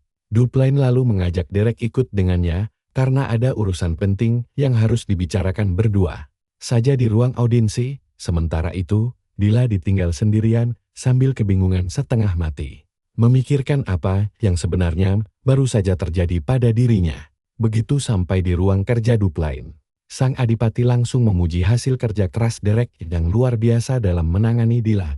Nah, coba perhatikan tawaran ini. Dupline berjanji memberi imbalan setimpal, yaitu sihir bintang 3 yang merupakan tingkat tertinggi untuk jelata. Derek pun kaget karena dia langsung belak-belakan tanpa basa-basi. Derek sadar kalau adipati ini ternyata paham sifatnya melebihi dirinya sendiri. Karena Dupline adalah penyihir bintang 5 sekaligus adipati agung kekaisaran. Derek harus memanfaatkan setiap kesempatan emas yang ditawarkan olehnya. Tanpa ragu sedikit pun, Derek langsung mengiyakan tawaran tersebut. Tapi sebelum itu, Dupline sempat memujinya karena telah mendidik putrinya dengan sangat baik. Meski dia juga mengingatkan kalau level sekarang masih belum cukup untuk bertahan. Tingkat pencapaian saat ini belum cukup aman di kalangan bangsawan tinggi. Derek menjawab kalau ada banyak sekali orang lain yang bisa membimbing anak itu. Dan karena dia sudah mulai mandiri, perkembangannya pasti cepat. Kalian setuju tidak? Tapi Dupline membantah dan menegaskan kalau putrinya tidak butuh instruktur biasa, melainkan sosok guru sejati. Dia bahkan bisa merasakan kalau Derek menyimpan ambisi yang sangat besar. Sebuah ambisi yang bahkan tidak boleh diimpikan oleh seorang rakyat jelata. Dupline mengaku rela menutup mata karena itu adalah Derek. Membuat pemuda itu terkejut, karena sang adipati tidak berniat menghentikannya sama sekali. Untuk mencapai tingkat sihir bintang 4 yang legendaris. Percaya deh, sikap tenang ini justru membuat kita sadar betapa ngerinya Dupline yang ternyata sudah tahu semua rahasia Derek. Kalian dan saya tahu Derek tidak akan selamanya menetap karena ambisinya yang besar. Dupline bertanya apakah dia sudah siap untuk pergi, dan Derek menjawab ya. Dupline pun mengatakan tidak akan menahannya, tapi dia ingin Derek mengajar Dila sedikit lebih lama. Saat itulah, dia menawarkan buku sihir bintang 3, tingkatan tertinggi yang boleh dipelajari rakyat biasa. Setelah pertemuan itu, Derek langsung mendapat akses ke perpustakaan rahasia dan menemukan buku bintang 3. Dia benar-benar terpukau karena di luar sana banyak sekali orang yang menghabiskan seluruh hidup mereka hanya demi mendapatkan satu buku mantra bintang 2 saja. Sedangkan dia malah dengan mudah diberi akses ke banyak buku bintang 3, Derek pun menyadari bahwa dia punya alasan kuat untuk menetap lebih lama, meski Dupline pasti akan mengamuk jika tahu. Tak lama kemudian, dia menemui Dila yang langsung pamer kalau dirinya kini penyihir bintang 1. Derek mengingatkan kalau dia baru sekali menggunakannya. Tapi sekarang coba perhatikan. Dila malah berteriak kesal dan protes kenapa gurunya tidak terlihat senang dengan kemajuan muridnya sendiri. Hanya karena dia terlalu sibuk membaca buku. Karena jawaban Derek tidak memuaskan, Dila akhirnya menyerah. Derek kemudian memujinya dan berkata bahwa kondisi fisik gadis itu sudah jauh lebih baik belakangan ini. Derek mengungkit saat Dila menangis histeris ketika kehilangan keretanya. Dan si gadis yang sok tangguh itu langsung mengelak dengan beralasan matanya cuma kemasukan debu. Selain itu, dia sempat mengira Derek akan dipecat, dan berharap ayahnya memberitahu lebih cepat bahwa Derek tidak akan pergi. Mendengar itu, Derek langsung mengajak untuk memulai pelajaran hari ini. Karena perkembangannya sangat cepat dan dia harus mulai mempelajari sihir bintang 1 lainnya. Dila langsung menyambar ucapan itu, karena merasa Derek secara tidak langsung menyetujui fakta kalau dia memang jenius. Derek membenarkan bahwa kemampuannya menggunakan sihir bintang 1 tepat setelah membangkitkan mana adalah hal yang langka. Dila pun semakin besar kepala dan menyombongkan dirinya. Dia bilang sejak awal dirinya selalu membuktikan semua ucapannya. Dila kemudian mulai menyarankan berbagai sihir yang ingin dia pelajari. Salah satunya adalah panah magis yang sangat praktis. Sihir itu memang sangat praktis tanpa perlu rapalan mantra, tapi coba tebak, Derek langsung memotong hayalannya dan menyuruhnya mengulang latihan dasar manifestasi mana. Dila pun langsung shock berat, karena dia mengira mereka akan langsung mempelajari sihir bintang 1. Derek menjelaskan banyak alasan untuk itu, namun intinya, dasar dari segalanya adalah yang paling penting. Saat Derek hendak menjelaskan lebih detail, Dila akhirnya menurut, karena dia percaya semua perkataan gurunya itu benar. Dia mengaku hanya terlalu bersemangat tanpa alasan yang jelas. Sebelumnya, karena mengira mereka akan berlatih sihir sungguhan, Tiba-tiba dia menyadari Derek menatapnya dengan sangat tajam. Lalu bertanya, mengapa dia terus memandangnya seperti itu. Dia menggoda dengan bertanya apakah ada kotoran di wajahnya. Namun Derek menggeleng dan mengaku hanya terkejut melihat muridnya bisa bersikap sangat penurut hari ini. Dila menjawab dengan ketus bahwa dia selalu menghormati ucapan Derek sejak awal. Namun Derek langsung mengingatkannya tentang kejadian saat dia menyiram air kotor 2 kali. Dila pun seketika terdiam. Karena terkejut Derek masih mengingat hal memalukan itu. Agar suasananya tidak menjadi canggung, Dila mulai bertingkah konyol dan buru-buru mengajak untuk segera memulai latihan hari ini. Latihan terus berlanjut hingga senja, membuat Dila kelelahan setengah mati. Derek lalu memberikan jeda istirahat dan berkata bahwa dia mendengar kabar kalau Dila akan sangat sibuk nantinya. Dila membenarkan hal itu, karena mulai minggu depan, dia harus mengikuti kelas tata krama dan pendidikan umum juga.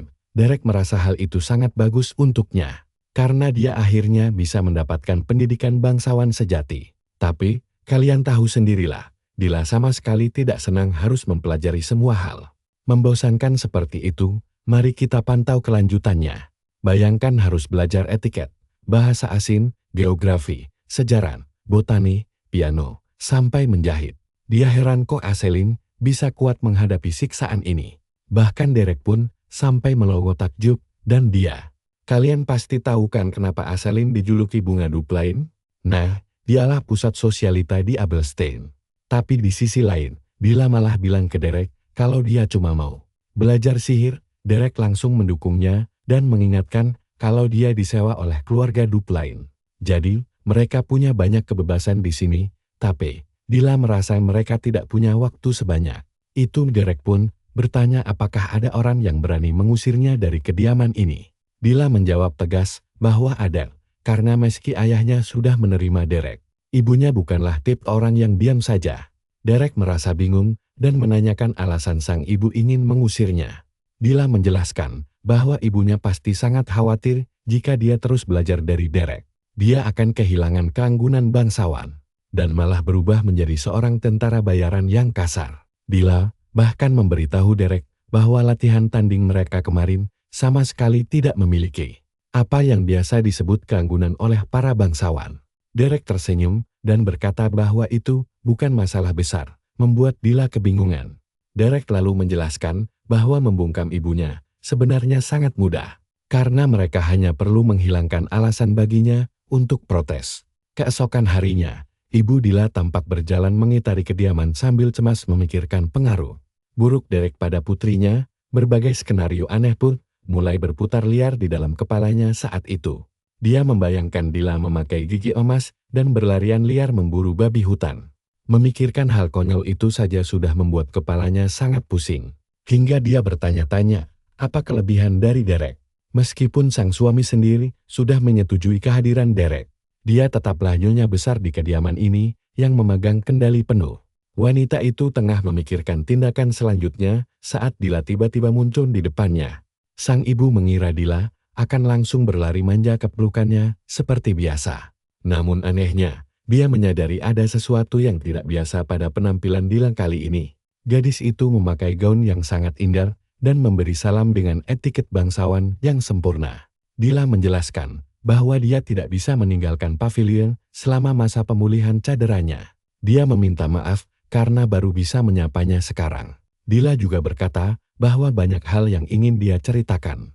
Namun dia harus segera pergi menghadiri kelas piano pagi ini. Ibunya benar-benar dibuat tercengang melihat perubahan keanggunan Dila yang luar biasa. Coba perhatikan baik-baik di sini.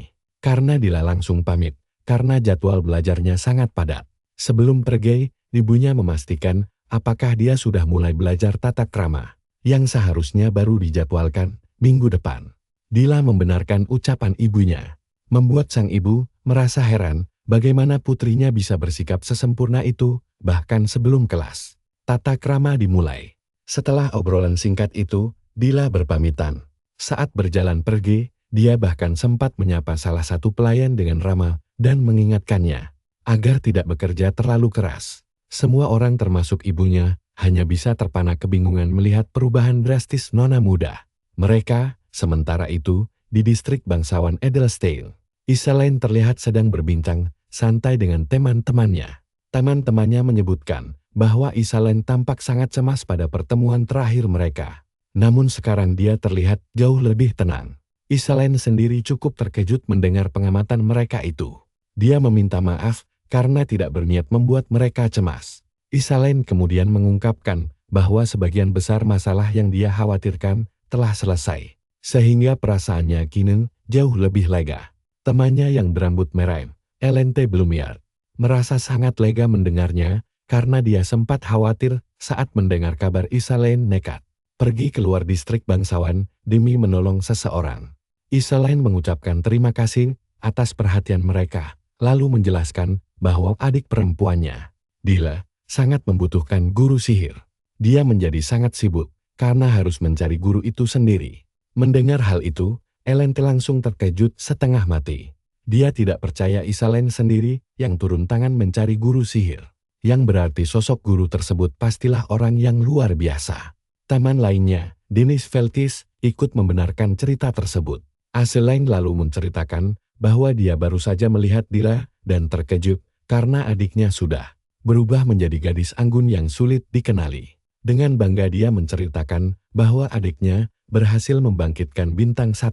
Sikapnya yang tenang dan santun bahkan membuat Isalain merasa bahwa dirinya sendiri juga harus belajar lebih giat lagi. Denis merasa heran karena Isalain tiba-tiba membahas adiknya. Mengingat keluarga mereka biasanya selalu menyembunyikan Dila. Denis menduga ini semua berkat bimbingan guru sihir yang hebat itu. Dan Isalain pun langsung mengiyakannya. Dia berkata, walau sang guru tidak punya status sosial, kemampuannya luar biasa hingga layak dicari langsung ke korps tentara bayaran Beldun. Elente pun dibuat semakin terkejut mendengar cerita tersebut. Kalian pasti terkejut mendengar fakta bahwa gurunya adalah seorang tentara bayaran. Tapi hebatnya, dia sanggup mendidik gadis nakal seperti Dila hingga berubah tenang dan berhasil membangkitkan kekuatan bintang 1. Elente lalu penasaran dan menanyakan siapa nama sang guru sihir kepada Isalain yang tampak ragu. Menjawabnya, namun Elente meyakinkannya bahwa identitas pria itu pasti akan segera menyebar ke mana-mana. Makanya, dia ingin tahu namanya sekarang sebelum pria itu menjadi terkenal secara luas. Isalain akhirnya membisikkan bahwa nama guru adiknya adalah Derek. Sementara itu, kembali ke kediaman mereka. Dila sedang berbincang dengan ibunya dan menceritakan bahwa Dereklah yang telah mengajarinya tata krama. Dila mengaku awalnya cukup kesulitan untuk mempelajari hal itu sendirian. Namun alih-alih mengagumi peran Derek, Diabol malah memuji kemandirian Dila yang belajar sendiri. Dila yang tidak mau menyerah untuk membela Derek langsung menyela ucapan ibunya itu secara halus. Dia meluruskan bahwa semua ini berkat bimbingan Derek. Diabol tetap keras kepala tidak mau mengakui kehebatan Derek dan bertanya bagian mana yang sulit. Namun Dila menjawab semuanya menjadi mudah berkat bantuan Derek. Pada titik ini, sang ibu mulai kesal setengah mati karena sejak tadi yang dia dengar hanyalah nama Derek terus-menerus. Kepalanya terasa mau pecah mendengar pujian demi pujian itu. Rasa frustrasinya memuncak dan keinginannya untuk mengusir Derek semakin membara. Meski dia belum menemukan celah. Parahnya lagi, para pelayan di kediaman malah sibuk memuji perubahan sikap Dila yang sekarang. Mereka bilang dia sekarang sangat ramah dan lembut. Bahkan tukang kebun ikut melaporkan kalau suasana hati Dila sangat bagus beberapa minggu. Terakhir ini tak sampai di situ saja, Delon juga ikut bersaksi bahwa Dila benar-benar telah berubah drastis. Bahkan terkadang dia mengiranya sebagai Isalain. Delon sangat yakin kalau Dila kini hampir menjadi seorang wanita bangsawan sejati yang sempurna. Dibel hampir gila karena tidak menemukan celah sama sekali untuk mengusir Derek. Sementara itu, Derek yang sedang berlatih sihir tampak mengalami sedikit kendala ketika tiba-tiba Raik datang menginterupsi latihannya. Raik meminta maaf karena mengganggu latihannya. Namun Derek berkata itu bukan masalah. Derek lalu menanyakan tujuan kedatangannya. Dan Raik mengaku ingin membicarakan sesuatu mengenai perkembangan adik perempuannya, Dila. Namun sebelum mulai bicara, pandangan Raik teralihkan oleh buku sihir bintang 3 di tangan Derek. Derek menjelaskan bahwa buku sihir tingkat tinggi itu dipinjamkan langsung oleh keluarga Dupline. Hal itu sontak membuat Raik sangat terkejut setengah mati. Derek mengakui tingkat kesulitan buku itu memang terlalu tinggi baginya. Tapi tidak ada salahnya jika dia mulai belajar lebih awal. Mendengar dedikasi luar biasa itu, Raek akhirnya paham maksud ucapan ayahnya bahwa Derek adalah seorang penyihir sejati. Raek tidak tahu harus merespons apa selain memberikan pujian tulus. Setelah memujinya, Derek kembali menanyakan keperluan Raek terkait adiknya. Namun sebelum menjawab, wajah Raek mendadak memerah malu dan dia bergumam pelan bahwa urusan kali ini sebenarnya agak sedikit rumit. Dia ingin tahu barang apa saja yang disukai anak gadis remaja. Raek bertanya apakah Dila akan senang jika dia membuatkan sebuah boneka. Yang seketika membuat Derek teringat rupa boneka mengerikan buatan Valerian. Tanpa ragu sedikit pun, Derek langsung melarang keras rencana pembuatan boneka tersebut.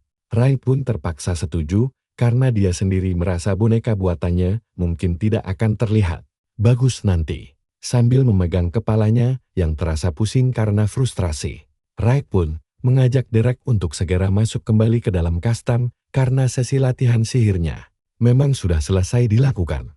Sambil berjalan masuk, Raek mengucapkan terima kasih kepada Derek karena suasana rumah kini menjadi sangat damai. Nah, kalian pasti ikut senang melihat akhir yang bahagia ini kan? Kalian harus tahu, katanya Valerian sekarang sibuk mengurus wilayah.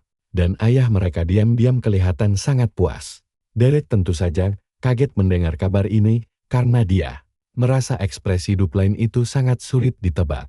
Raek lalu bilang kalau dia mulai menerima kenyataan yang dulu dia tolak. Karena akhirnya dia sadar kalau manusia itu bisa berubah. Dia heran apakah dia selama ini tidak menyadarinya atau malah sengaja kabur dari kenyataan. Namun, sekarang dia benar-benar siap untuk berubah setelah melihat perubahan luar biasa pada diri. Dilam Raek menegaskan ini semua berkat bimbingan Derek dan dengan tulus dia berterima kasih banyak atas bantuannya.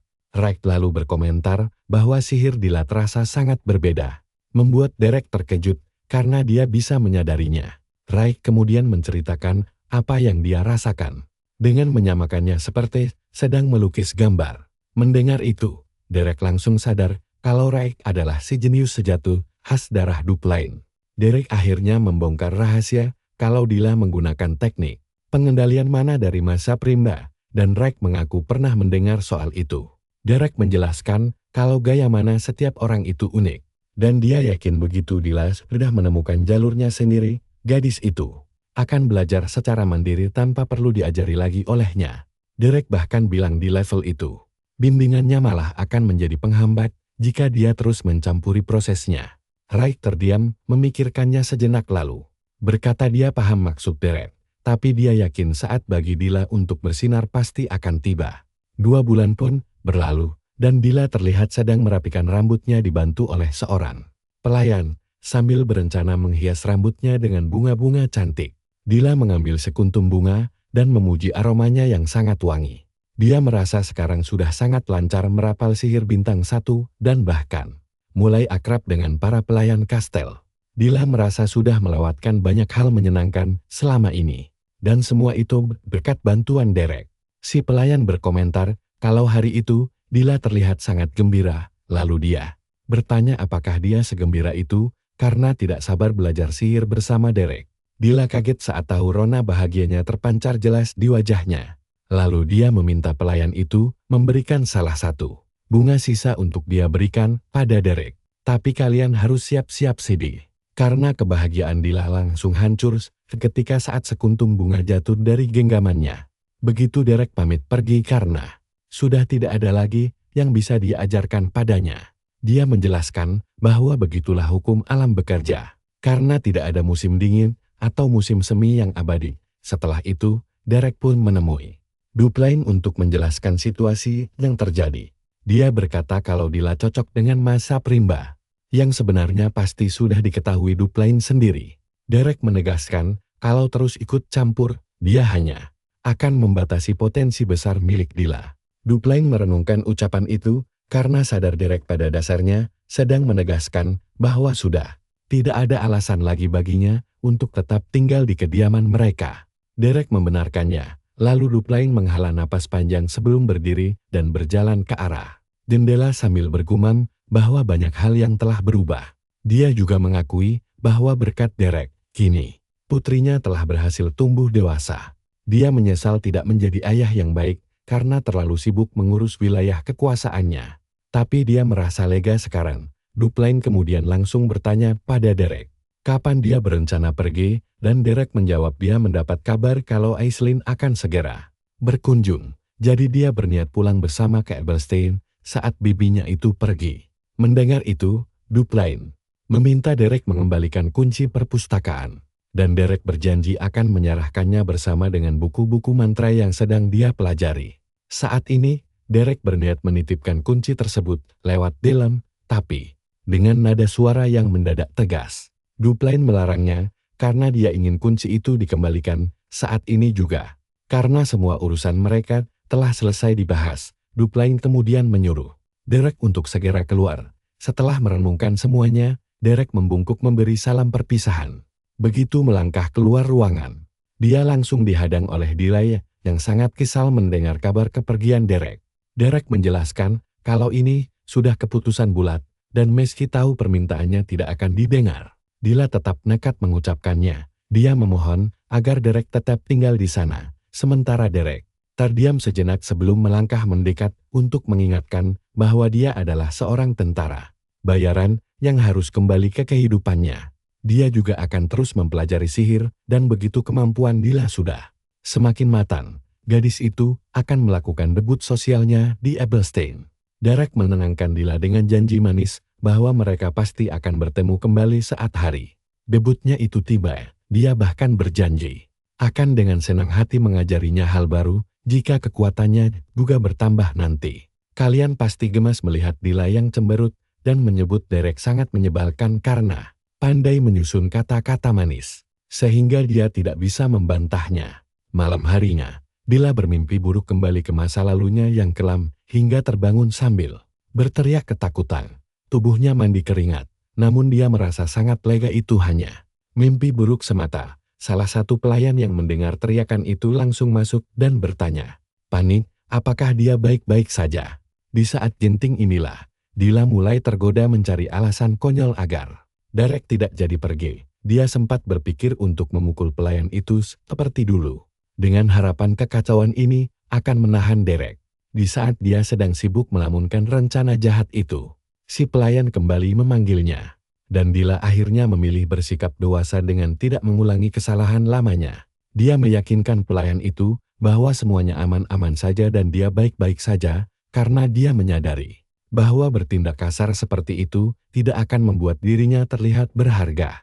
Saat hari keberangkatan tiba, Aisling sudah menyiapkan kereta kuda dan menyuruh Derek segera berpamitan kepada murid kesayangannya karena mereka akan segera berangkat dalam beberapa menit lagi. Derek berbalik dan melihat Dila beserta saudara-saudaranya sudah berdiri berbaris untuk mengantarnya pergi. Valerian dengan berat hati langsung bertanya, apakah dia benar-benar harus pergi? Yang dijawab Derek bahwa dia memang harus kembali ke asalnya. Rex sangat paham kalau kehidupan Derek di mansion ini tidaklah mudah karena selalu dipaksa bekerja keras. Valerian menawarkan bantuan kapan saja jika Derek membutuhkannya, berjanji akan menolong sebisa mungkin. Derek kemudian mengalihkan pandangannya pada Dila, yang terlihat jelas masih merengut dan enggan untuk mengajaknya berbicara. Tapi, gadis itu terpaksa membuka suara setelah sadar kalau Derek terus menatapnya tanpa henti. Dengan gaya ketus andalannya, Dila bertanya, apakah Derek mengira dia akan mengemis memohonnya tinggal, padahal dia sudah bukan anak kecil lagi. Derek berkata bahwa membimbingnya adalah sebuah kehormatan besar. Meski dia tidak merasa pantas disebut gurunya, dia hanya berharap Dila selalu mengingat semua sihir ajorannya.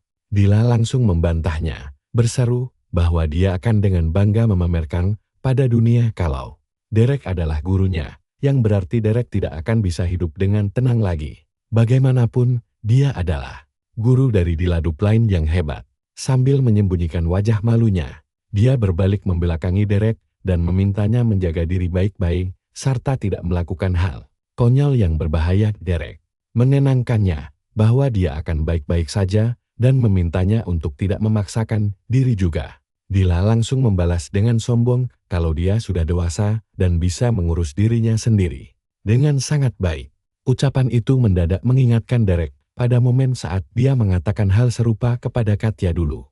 Namun, saat itu Katya justru memeluknya erat-erat, memintanya mendengarkan nasihatnya. Berada di posisi yang sama, Derek berjalan mendekati Dila, lalu mengusap kepalanya dengan lembut, membisikkan bahwa dia tidak perlu terburu-buru tumbuh dewasa.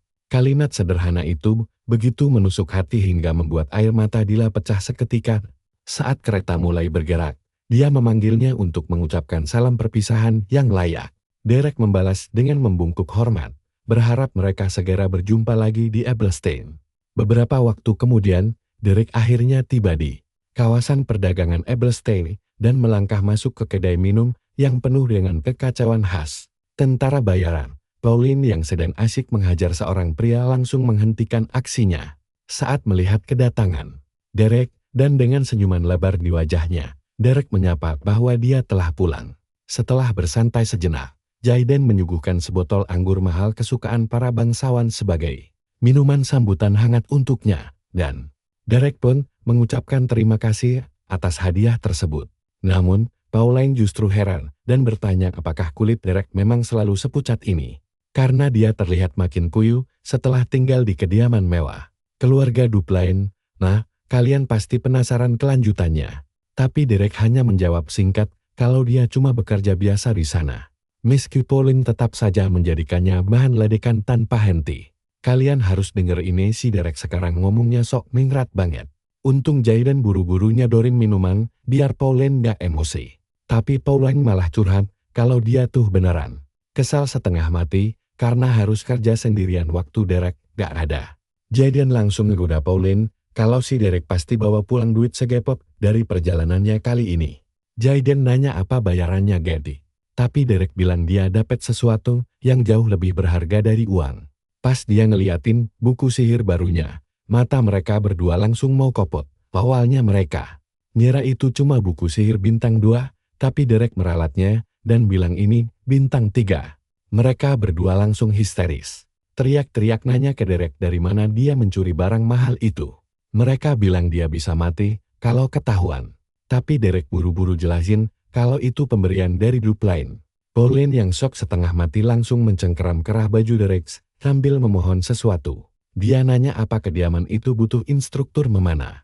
Nah, setelah kekacauan itu reda dan Pauline ketiduran seperti biasa, Derek nanya ke Jaiden apa ada misi kosong yang bisa dia kerjakan. Jaiden sempat heran karena anak ini baru aja pulang tapi udah ngebet kerja lagi. Tapi Derek tegaskan dia siap kerja apa aja. Bahkan misi berburu monster tingkat rendah sekalipun tak masalah. Derek beralasan kalau dia takut kemampuannya tumpul. Tapi Jaiden gak percaya karena tahu Derek bukan tipe orang lamban. Jaiden akhirnya ngaku kalau tim mereka memang selalu kekurangan penyihir tangguh. Dan karena Derek mau gerak cepat, ada banyak tugas menumpuk yang siap digarap.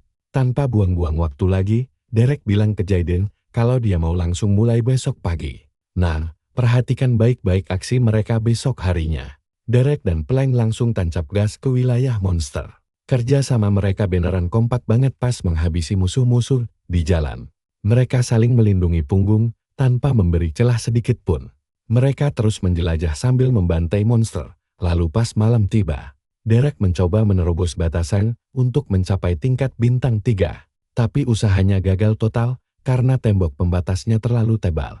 Kegagalan itu malah memicu ledakan dahsyat yang hampir meremukkan tangannya sendiri. Dari situ dia sadar kalau menguasai sihir bintang 2 itu gampang, tapi naik ke bintang 3 susahnya minta ampun. Sejak musim panas sampai musim dingin yang menusuk, mereka terus berburu tanpa henti. Pas mereka akhirnya balik ke kedai, Jaiden langsung memuji stamina anak muda yang luar biasa tangguh karena sanggup bolak-balik mendaki pegunungan kan di tengah cuaca ekstrem seperti itu. Bahkan cuma mereka berdua orang gila yang nekat membawa pulang kepala harpi di musim sedingin ini. Pauline menghela napas panjang dan mengaku kalau dia akhirnya merasa benar-benar hidup. Jaiden menyarankan agar mereka istirahat besok karena sudah bekerja sangat keras. Tapi kemudian, Jaiden menawari Derek sebuah misi baru yang dirasa bakal sangat cocok untuknya. Kalian pasti penasaran kan apa misinya? Derek langsung nanya detailnya. Dan Jaiden ngejelasin kalau ini misi dengan bayaran selangit tapi tugasnya relatif gampang banget. Ternyata, permintaan itu datang dari kelompok tentara bayaran Roholt di kawasan barat atas perintah langsung dari Count Belmiard. Intinya, mereka butuh rakyat jelata buat diajak latihan tanding sihir, yang aslinya cuma istilah halus dari mencari samsak hidup. Jaiden bilang Derek cuma perlu dipukuli beberapa kali, biar dapat duit cepat. Besoknya, Derek langsung berangkat ke arena tanding sihir. Lokasinya ada di kawasan elit para bangsawan. Di sisi lain, Alenti lagi nanya ke gurunya tentang siapa lawan tandingnya hari ini. Dan gurunya bilang mereka sudah menyewa rakyat biasa. Alent sempat kaget, kenapa dia disuruh menghajar orang biasa. Tapi gurunya bilang itu bagian penting dari latihan mentalnya sendiri. Sang guru juga menjamin kalau pihak mereka sudah memberi bayaran yang sangat layak, jadi dia bebas menyerang sepuasnya. Alenti masih merasa kurang nyaman, makanya si guru mencoba menenangkannya dengan bilang, kalau lawannya cuma bisa sihir bintang 1. Tapi Alenti mengingatkan kalau dia sendiri udah hampir bintang 2. Dan perbedaan kekuatan di antara tingkatan itu bagaikan langit dan bumi. Gak lama kemudian, Alenti akhirnya bertemu dengan Derek. Saat Derek memperkenalkan dirinya dengan sopan, cewek bangsawan itu langsung merasa pernah mendengar nama itu sebelumnya. Setelah basa-basi selesai, mereka langsung diajak masuk ke arena utama. Tapi di dalam hati, Alenti ragu, apakah pemuda polos di depannya ini beneran seorang penyihir. Begitu masuk lapangan, Alenti nanya apa Derek tahu etika dasar bertarung sihir. Dan Derek mengangguk paham. Alenti merasa lega, lalu memintanya untuk bertahan sekuat tenaga. Dia berjanji akan mengakhiri duel ini secepat mungkin demi kebaikan Derek sendiri. Tapi jujur saja, Alenti sebenarnya cemas kalau kekuatannya yang berlebih bisa bikin cowok itu cedera parah. Derek malah balik bertanya seberapa keras dia harus menahan serangannya.